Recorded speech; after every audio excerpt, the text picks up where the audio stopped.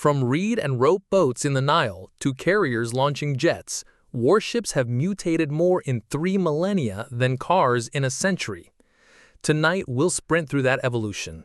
The ideas that snowballed, oars, rams, shells, steam, radar, missiles, each flipping the rulebook. We'll start where naval combat first took shape, in the Mediterranean world of triremes and bronze rams, then watch one invention after another rewrite how seas are fought and won. There isn't a single inventor of the warship. The first clear, on-stone record of organized sea combat shows up in New Kingdom Egypt, release at the mortuary temple of Ramesses III at Medinet Habu, c. 1175 BCE, depict Egyptian forces luring the sea peoples into Nile Delta waterways and defeating them. A snapshot that proves ships weren't just transport, they were weapons and tactics combined. From there, design became a race of ideas. In the Eastern Mediterranean, Phoenicians and Greeks refined the oared fighting galley, the bireme, and then the trireme. Light, fast hulls built around a bronze-sheathed ram that killed by punching holes below the waterline. These weren't accidents of wood and rope. They were systematic machines tuned for speed, shock, and coordinated crew power. To give this evolution a human face, meet Henri-Joseph Pétion, a French artillery officer who in the 1820s championed large shell-firing naval guns. His delayed-action explosive shells made wooden walls catastrophically vulnerable and forced navies toward iron armor. One man's artillery insight rewriting shipbuilding doctrine. That pivot from wood and sail to iron and steam is why he's often cast as an unlikely midwife of the modern warship. Foundations: oars, rams, and light hulls. Early warships were purpose-built galleys, long, lean hulls driven by human muscle, steered by large quarter rudders, and hardened at the bow with a bronze-sheathed ram. Crews sprinted to battle speed, then struck below the waterline to tear open enemy planking. Marines and archers added shock after impact, but the ship's main weapon was the hull itself. Everything, weight, spacing of thwarts, even diet and cadence, was engineered for short bursts of explosive maneuver, turning teamwork into a weapon system. Sail, gunpowder, and the line of battle.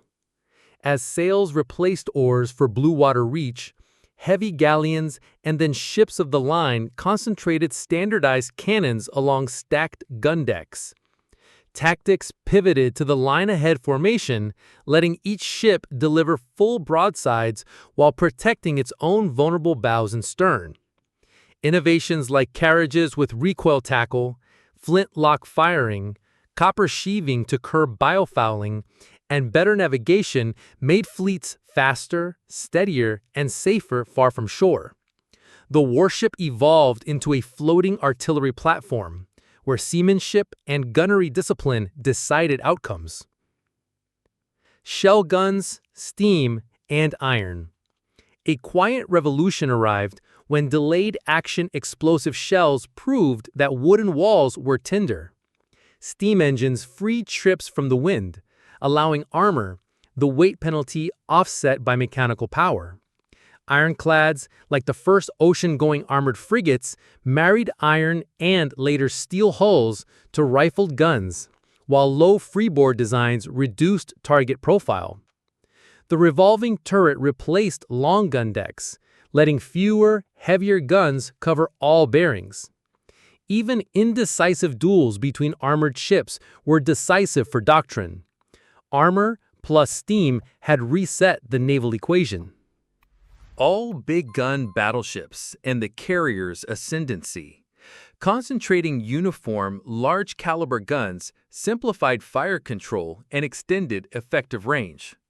Turbines delivered sustained high speed. Director sights and central plotting rooms made salvos coherent. Yet aircraft carriers quietly rewrote the script.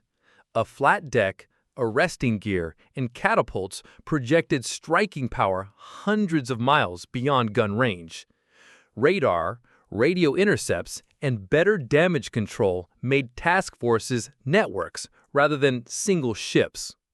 By mid-century, the capital ship was no longer the battleship's armored citadel, but the carrier's mobile airfield guarded by screens and submarines.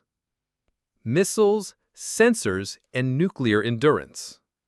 Nuclear propulsion let submarines outrun and outlast surface escorts underwater, turning endurance into stealth and reach.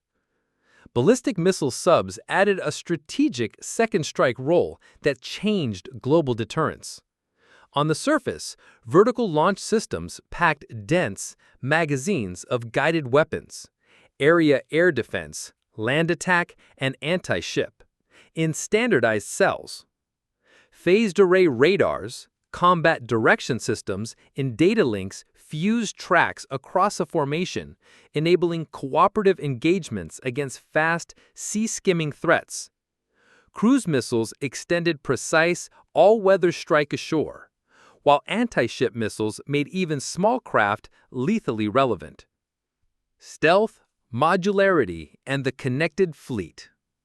Contemporary warships shape radar returns, quiet their signatures, and distribute combat power across many nodes. Electromagnetic catapults boost carrier sortie generation. Integrated power systems promise headroom for sensors and future directed energy weapons. Combat systems now layer hard-kill interceptors with electronic warfare and decoys, while unmanned surface and undersea vehicles scout, relay, and sometimes strike, stretching the fleet's eyes and ears without risking crews. The modern warship is less a solitary duelist and more a software-defined node in a resilient web, where updates to code and doctrine can be as transformative as steel itself. The day wood died, the quiet tweak that detonated an era. Delayed action explosive shells, Paix Han's big idea, didn't just make gunnery nastier, they made wooden hulls untenable. Admiralties realized that a few well-placed shells could turn a first rate into a floating furnace. Overnight, the material question flipped from oak quality to armor thickness, and the race toward iron and steam began in earnest. A duel that erased a century of design. Monitor versus Virginia at Hampton Roads. The fight ended without a clear tactical victor, yet strategically it was brutal. Rams and broadside batteries gave way to revolving turrets, low silhouettes, and engines protected by armor. Fleet planners stopped asking how to arrange more guns along the side and started asking how to bring heavier, fewer guns to bear from any bearing. A small boat sinks a big ship. The missile era arrives. When a compact missile boat destroyed a modern destroyer, it proved that guidance and speed could trump displacement. From then on, survival meant sensors, electronic warfare, decoys, and layered missiles, not thicker plate alone. Endurance becomes stealth, nuclear power at sea. Submarines no longer had to surface for air or speed, turning time itself into a weapon. From this point, sea control and sea denial were as much about what couldn't be found as what could be sunk, setting up the networked, missile-centric age that follows. Today's warship is a software-defined node. Sensors fold into faceted masts, combat systems fuse tracks from ships, aircraft, and satellites, and vertical launch cells swap loadouts from air defense to land attack overnight. Carriers push reliability with electromagnetic catapults, while subs trade on extreme quiet and long endurance. Alongside them, small unmanned surface and undersea vehicles scout, relay, and sometimes strike, stretching the fleet's reach without risking crews. The near future is about time compression. Hypersonic weapons shrink warning windows, so survivability shifts to earlier detection and smarter routing. Passive RF, multi-static sonar, high-altitude UAV pickets, and space-based cues feeding faster fire control loops. Expect more cooperative engagement, ships shooting with each other's eyes, and more deception, inflatable decoys, ghost emissions, and off-board jammers that pull attacks away from the real hulls. Directed energy moves from demos to duty. Lasers won't replace missiles, but they can sandblast drone swarms and small boats at a lower cost per shot, while high-power microwaves disrupt seekers. All of it leans on integrated power systems that let a ship pour electrons into radars 1 minute and beams the next. Finally, fleets distribute. Mother ships launch swarms, modular bays host mission kits, digital twins and onboard additive manufacturing speed fixes at sea, nudging navies toward agile, attritable mass. From muscle-powered rams to software-defined fleets, the Warship's story is really about compressing time. Time to find, to decide, to strike, to survive. Each leap, shell guns, armor, turbines, carriers, guided weapons, nuclear endurance, didn't just add power, it rewired tactics and risk. Today, ships fight as connected nodes, launching data and decoys as often as missiles, while unmanned teammates scout ahead and lasers carve space for the magazines to last. Yet, the constant remains human judgment under pressure, choosing when to reveal, when to deceive, and when to commit. The next flip may be quiet rather than explosive, autonomy that coordinates swarms, AI that fuses oceans of signals, hypersonics that erase distance, and directed energy that makes defense scalable. So here's the question that sets up the next chapter.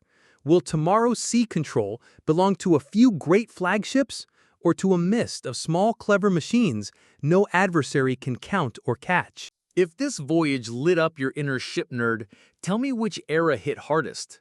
Triremes and bronze rams? Ironclads and turret duels? Carrier task forces or the missile and Aegis age? What evolution should we dive into next? Type 21 to Virginia subs? Aegis versus hypersonics? Or autonomous swarms at sea? Drop your pick below and the moment you want unpacked. Share this with a friend who loves history meets tech, and if you're into deep dives like this, follow along for the next episode. When you're ready, cue up the companion video in the playlist. We keep sailing from here.